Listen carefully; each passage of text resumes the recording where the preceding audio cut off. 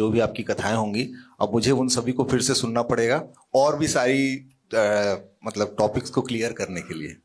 तो बहुत अच्छा अनुभव रहा और कभी भी न भूलने वाला। अब तो वृंदावन आना जाना लगा रहेगा।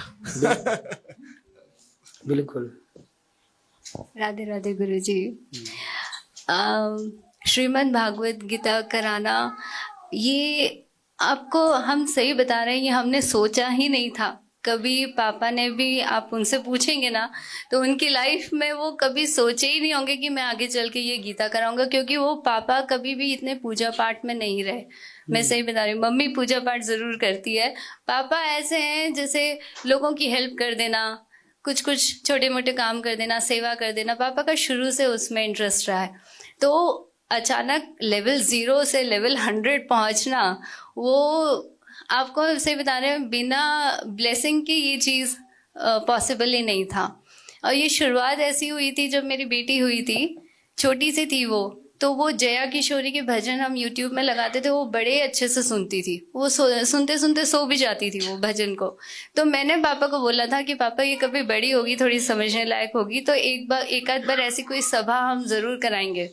उसके बाद पापा जब से रिटायर हुए हैं तब से आपका वो रोज 3 से 6 साधना में आपको सुनते हैं, विदाउट फेल ही लिसन्स टू यू। तो उस टाइम पे पापा के अंदर में आपके लिए इतना मान सम्मान जो बढ़ा, और उसके बाद वो चीज़ें छोटी छोटी करके शुरू हुई। जैसे आप वृद्ध माताओं को रखते हैं तो उनकी सेवा छोटी सी, कि मैं छठ दिला दूंगा, उसमें डोनेट कर दूंगा, मैं इसमें डोनेट कर दूंगा, वो वहाँ से शुरुआत हुई। और उसके बाद पापा ने एक दिन बोला कि हमें भागवत गीता करानी है, तो वो सहयोगी यजमान में बन के हम वहाँ पे करा देंगे।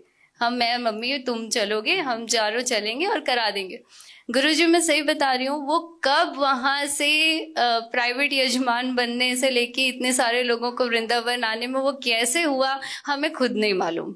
अपने आप वो होता गया, वो आपकी ब्लेसिंग थी। वो आके गए यहाँ पर जुलाई में, उन्होंने सारी व्यवस्था देखी। तो जुलाई में ये कथा बुक हुई थी?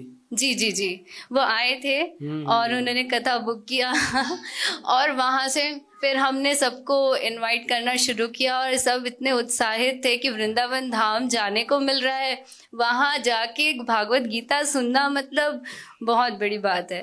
तो थैंक्स टू यू गुरुजी बहुत। गुरुजी इसमें ये जोड़ना चाहूँगा, ओमान से जो हमारे मित्रगण आए हैं, वहाँ पे नेशनल डे की छुट्टियाँ होती हैं जनरली 20, 21, 22 नवंबर के आसपास। इसी साल ये 26 से 29 नवंबर छुट्टियां हुई हैं। तो ये अब इसको क्या कहेंगे? सही है, भगवान जी बुलाना चाह रहे थे आपको, तो पूरे सिस्टम को बदल दिया भगवान ने कि भाई चेंज करो। एक्चुअली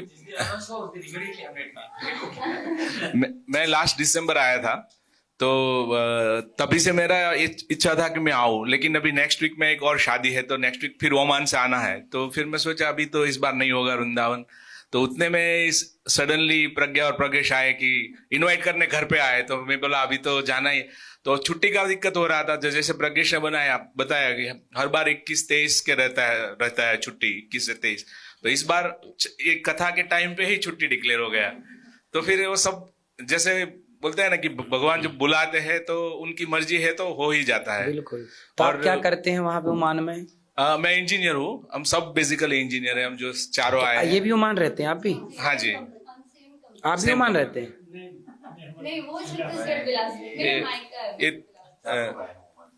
अच्छा, तो आप ओमान, तो ओमान है कहाँ ये दुबई के पास है। अच्छा, दुबई से कनेक्ट? दुबई से 200 किलोमीटर है, मतलब अलग कंट्री है बट नजदीक है मतलब। पर दुबई जो है ना, ओमान, दुबई और एक और है अबू धाबी। हाँ, अबू धाबी है जो है, अबू धाबी, शारजाह, दुबई, वो यूएई का पार्ट है। 5 कुछ है, 4-5। हाँ, वो यूएई का पार्ट है। हाँ, और जो ओमान है वो अलग कंट्री है। अच्छा, वो अलग है। हाँ। उससे दुबई से कनेक्ट नहीं है?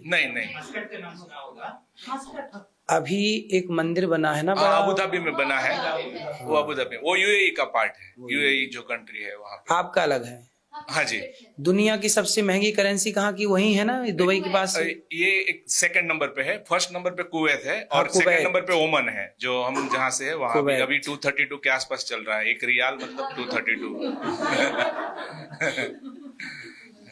बट तो वहाँ की विशेषता क्या क्या है वहाँ की? मिट्टी। वहाँ मेनली जो है ये जो क्रूड है, जो ऑयल निकलता है, तो अभी भी वही निकल उनका रहा है। इनकम है। तो वहाँ पे टैक्स ऐसा कुछ नहीं है, क्योंकि उनका तो दुबई जैसा फ्री है वो भी? हाँ जी, हाँ जी। तो आप लोग का घर वर सब वहीं है? मतलब वहाँ रूल के हिसाब नागरिकता से भी वहीं की है?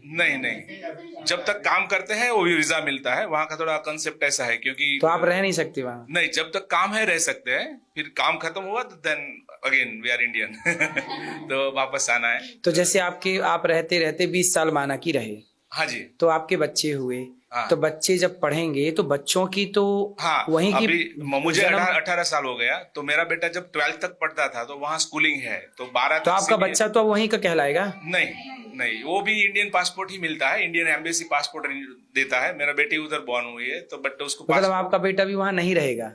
नहीं, वो वहाँ पे एजुकेशन 12 तक ठीक है, CBSE स्कूल है। हाँ। तो 12 तक पढ़ते हैं, फिर हम लोग कहीं बाहर नॉर्मली भेज देते हैं या फिर इंडिया वापस भेजते हैं ग्रेजुएशन के लिए। तो वो क्यों नहीं देते अपनी नागरिकता? उनका क्या है कि वो लोग प्रोटेक्ट करना चाहते हैं। उनकी जो जनरेशन है, जैसे हमारे दादाजी के टाइम पे जो जनरेशन हमारी हुआ करती थी, बहुत भोले से है, बहुत ज्यादा एजुकेटेड नहीं है, तो ऐसा सीधा है। तो अगर वो ओपन कर देंगे तो उनके लोग थोड़ा से दब जाएंगे, तो वो उसको प्रोटेक्ट करना चाहते हैं बेसिकली, कि बाहर का लोगों से कि सिटीजनशिप नहीं देना है, तो पॉपुलेशन। अच्छा, दुबई तो दे देता है, दुबई तो रख लेता है। दुबई भी गोल्डन वीजा देता है जो 10 साल के लिए रहता है। सिटीजनशिप बहुत रेयर केस में देता है बट रेयर केस में देता है। ओमान में भी कुछ रेयर केस में देता है, बहुत रेयर केस में, बट जनरली नहीं देता है। बट ओमान की खासियत ये है कि वहाँ पे दो इंडिपेंडेंट स्ट्रक्चर्स, टेम्पल्स है वहाँ पे। एक महादेव का मंदिर है जो सबसे पुराना है, शायद 100 साल पुराना मंदिर है वहाँ पे, और एक कृष्ण टेम्पल है। 2 टेम्पल है। और इसके जो पहले रूलर थे सुल्तान काबूस करके, उनको इंडियन जो गुजराती कम्युनिटी, ट्रेडिंग कम्युनिटी है, वो लोग का बहुत सपोर्ट किया वो कंट्री को अपलिफ्ट करने में इनिशियल फेज में। तो भारतीय तो बहुत होंगे? बहुत है, 6 लाख के आसपास। सही है, आएंगे कभी ओमान। हाँ, तो हमें देगा वीजा ओमान है?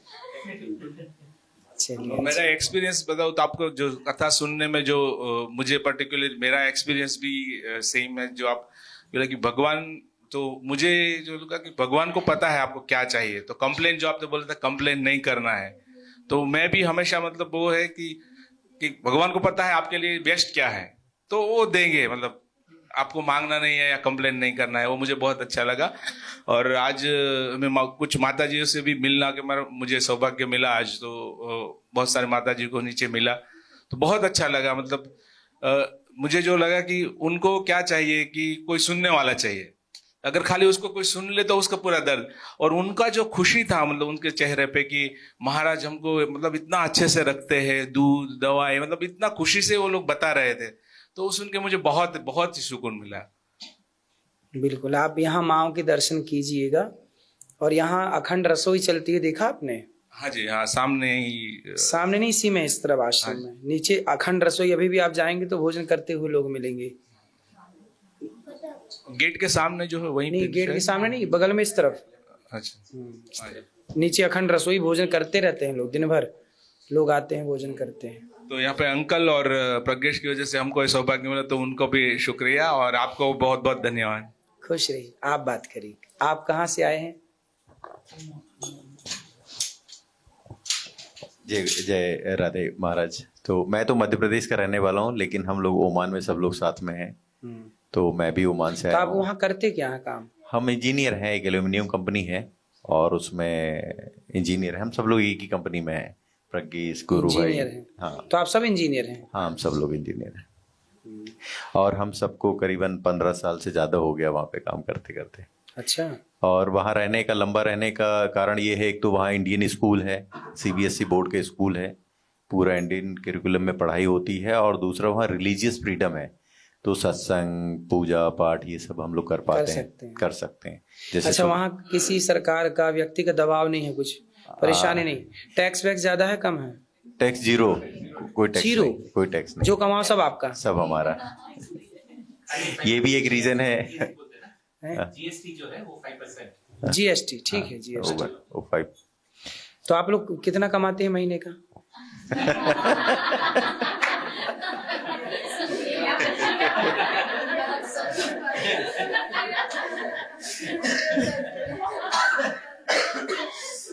नहीं, हम किसी को नहीं बताएंगे,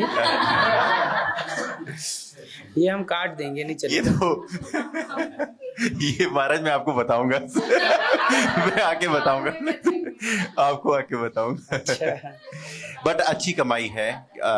मैं यदि ये बोलूँ, यदि हम लोग यहाँ 30 साल नौकरी करते और वह 15 साल करेंगे तो बराबर हो जाता है। तो ये आप फायदा लोग है। यहाँ जो आपका गांव है, घर है, जी। जो आपका प्राचीन है, जी। तो वहां भी आप लोगों का कनेक्टिविटी है, आना जाना जुड़ाव है जी महाराज, कि यदि पूर्ण रूप से विदेशी हो गए? नहीं, ये मेरा छठा विजिट है एक साल में। हम लोग फ्रीक्वेंटली आते जाते। हाँ, तो यहाँ गांव के पुराने खेत खलिहान सब है? महाराज खेत हैं हमारे, जाते हैं हम खेत में, घूमते हैं, काम भी करते हैं। बिल्कुल। और अपनी चीजें ना गवाइएगा। सबसे पहले मैंने, यदि मैं बोलूँ तो सबसे पहले घर बनाया तो मैंने अपने गांव में ही बनाया, और फिर उसके बाद फिर हम सिटी में बनाए। गांव का जो सुख है ना वो कहीं नहीं। मैंने दुनिया देखी है, पर जो सुख अपने गांव का है ना वो कहीं नहीं। खेतों का सुख। तो महाराज जी, जो हमें यहाँ अच्छा लगा सेवा का काम, जो प्रैक्टिकली देखा कि बाकी काम हो रहा है, और जो बहुत बड़ी टीम आपकी काम कर रही है, बहुत वेल ऑर्गेनाइज, और आप इतने कूल दिखते हैं। हम तो थोड़ा काम करवाएंगे तो परेशान हो जाएंगे। अभी आप देखिए कितने लोग यहाँ काम कर रहे हैं, कितने मेस में काम कर रहे हैं, कितने वहाँ काम कर रहे हैं। तो हम इमेजिन कर सकते हैं कि कितनी बड़ी टीम काम कर रही है। आपको सुबह 84 कोस में भी जाना है और आप हमसे इतने अच्छे से बात कर रहे हैं, तो ये बहुत ही बड़ी बात है। प्रभु की कृपा है आपके ऊपर। और हम लोग जैसे बताया, मैं रिपीट नहीं करना चाहता जैसे, लेकिन जो छुट्टी डिक्लेयर हुई और हम सब लोग आना हुआ, तो प्रभु की कृपा हुई तो हम लोग आ पाए। और आपको प्रणाम, और प्रज्ञेश, प्रज्ञा, अंकल, आंटी की वजह से हम लोग आज यहाँ आ पाए। टीवी में ही देखते हैं, आपको सब लोग जानते हैं, वर्ल्ड वाइड आप फेमस हैं, नो डाउट। रील्स देखते हैं लोग और आप बहुत फेमस हैं। हम अब जाके बताएंगे कि हम महाराज के साथ मिल के आए हैं, तो काफ़ी बड़ी बात है। और कथा से बहुत सारी बातें हो गई है तो रिपीट नहीं करूँगा, लेकिन मुझे जो लगा कि जैसे कि प्रभु को भी टेस्ट करो, प्रभु को भी टेस्ट करो। तो जैसे हमने कई बार लाइफ में, आपने एक्सपीरियंस किया, हमने भी किया है, तो वाकई लगता है कि प्रभु हैं और हमें सहारा मिलता है। और कई बार ऐसी परिस्थितियों में फंस जाते हैं, ये भी समझ में आता है ये सही है या ये सही है, फिर वो ऊपर वाले पे छोड़ के और आगे बढ़ते हैं, वही रास्ता दिखाता है और रास्ता मिलता है। सही है। और इसलिए हम कहते हैं ना, पहले इस्तेमाल करो फिर उसको। और भगवान भी देखो, हम इससे क्या होगा ना, हमारा विश्वास फिर कभी डगमगाएगा नहीं। जी। अभी तो क्या है कि है कि नहीं होगा कि नहीं होगा, ठीक, लेकिन उसमें फिर है, मतलब है, फिर कोई किंतु परंतु, खत्म हो गई सारी चीजें। महाराज जी, अब 2 सवाल मेरे। एक तो आप इतने फिट रहते हैं तो क्या करते हैं? एक टाइम भोजन। 2-4 बात, 1-2 योग करते हैं समय। देखिए अभी तो 84 कोस से मेरे को टाइम नहीं मिल रहा है। कल मैं लगभग 11-12 बजे सोया था और सवेरे जल्दी उठ गया था। उसके बाद अभी तक मैं अभी पहुंचा नहीं हूँ कमरे तक, जी। सुबह के बाद से। तो मैं योग करता हूँ। योग करना और खाने पीने पे कंट्रोल। मैं कुछ भी नहीं खाता, कुछ भी, मतलब जितना एक बार खा लिया सो खा लिया, नहीं खाना दोबारा तो नहीं खाना। दूध पीता हूँ रात्रि को भी, जैसे अभी जाऊंगा तो दूध पीऊंगा, दूध पी के सो जाऊंगा। जल्दी पी लेता हूँ दूध, रात्रि का दूध, और सुबह दोपहर का भोजन, सुबह का नाश्ता फल फूल जो मिल जाए, ये है खाने पीने। यदि आप, मैं तेली तला भुंजा, बाजार का तो कुछ, बाजार तो खाता ही नहीं, कुछ ही बाजार का कुछ भी नहीं। सालों से मैं आज तक मैं वो नहीं खाया, क्या समोसा नहीं, समोसा नहीं, पिज्जा बर्गर चाउमीन, और वो इतना सा नहीं होता, क्या बोलते हैं, पानी पूरी नहीं, मोमोज। मैंने आज तक मोमोज नाम सुना है, मोमोज खाया नहीं है। कुछ भी नहीं खाता, मेरे को अच्छे नहीं लगता, सच बताएं, कुछ भी मेरे को अच्छा नहीं लगता बाजार का। मेरे को केवल सिंपल चीजें, कच्ची चीजें अच्छी लगती है मेरे को। सिंघाड़ा मैं कच्चा ज्यादा खाता हूं। मेरा मानना है कि देखो 84 लाख योनियां हैं, 84 लाख योनियों में केवल हम इंसान हैं जो पका के खाते हैं, वरना ईश्वर के। अच्छा, गेहूं पक गई तब तो किसान ने काटा, धान पक गई तब तो किसान ने काटा। तो ऑलरेडी प्रकृति तो पका ही रही है, तो पके को और क्या पकाना है? पके को पकाओगे तो खत्म हो जाएगा। इसलिए कोशिश करो कि चने को अंकुरित करके खाया जाए, गेहूं को अंकुरित करके खाया जाए, पेट भरना है।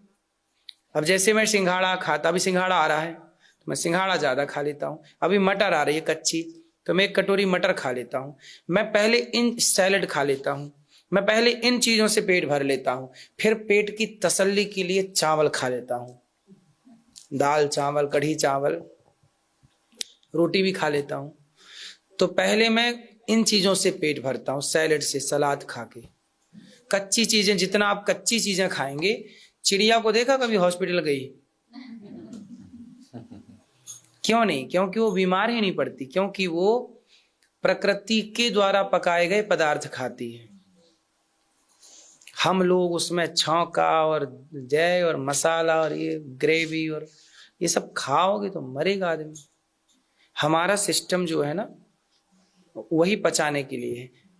तेल कितना जाना चाहिए, कितनी मात्रा में जाना चाहिए। आजकल का तो तेल भी रिफाइंड है, नेचुरल तेल हो तो भी समझ में आए। आजकल व्यक्ति गलत खा के परेशान है, हर चीज में परेशान है, गलत चीज। बालों में लोग शैम्पू लगाते हैं, शैम्पू लगाने से बाल झड़ जाते हैं, फिर बालों को लाने के लिए डॉक्टर का ट्रीटमेंट कराते हैं, ट्रीटमेंट करा करा के पैसे बर्बाद कर देते हैं। जब थक जाते हैं 1-2 लाख लगा के, फिर बोलते ठीक है क्या ठीक है। नेचुरल मैं धोता हूं 3 चीजें, आंवला, सिकाकाई और रीठा। 3 चीजें मिलती हैं बाजार में। तीनों को 1-1 चम्मच भिगा लीजिए रात को। जैसे मुझे सुबह बाल धुलना है तो मैंने रात को 1 कटोरी में 1-1 चम्मच तीनों को भिगा लिया। सवेरे उठ के सबसे पहले मैंने बालों में वो भिगाया हुआ पदार्थ, लिक्विड, बालों में लगा लिया। लगाने के बाद 10 मिनट लगाए रखो। उस समय मैंने ब्रश कर लिया, मंजन कर लिया, अन्य कार्य कर लिए, तब तक वो लगा है। उसके बाद इससे यूं यूं रगड़ कर ली, हल्की सी ऐसे मसाज कर ली। बाल भी हेल्दी, पोषक तत्व मिल गए आपको आंवला के, डैंड्रफ समाप्त हो जाएगा इन चीजों से। बालों का जितना भी रोग है खत्म हो जाएगा और बाल बिल्कुल क्लीन हो जाएंगे। आप कितना भी तेल लगा लो रात को, वो सवेरे धुल लीजिए, एक भी तेल ना रह जाएगा, अर्थात पूरा क्लियर, 1-1 बाल अलग अलग। ना उसमें शैम्पू की जरूरत है ना कंडीशनर। शैम्पू कंडीशनर दोनों ही नुकसानदायक है और लोग इन्हीं को लगाते हैं। बाल धुलने का सही तरीका नेचुरल। देखो हम लोग क्या हुए ना, प्रकृति से दूर हो गए आधुनिकता के नाम पे कि वॉशरूम गंदी ना हो। यार रीठा से तो वॉशरूम गंदी हो जाएगी, उसके छींटे जाएंगे तो दीवारों में लगेंगे। लेकिन उस चक्कर में हमने अपने को क्षति पहुंचा ली। बाथरूम की दीवारें गंदी होंगी, हम तो स्वस्थ रहेंगे।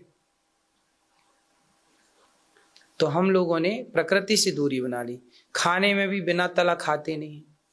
कोई आप लोग कच्चा खाते हैं कुछ कि नहीं?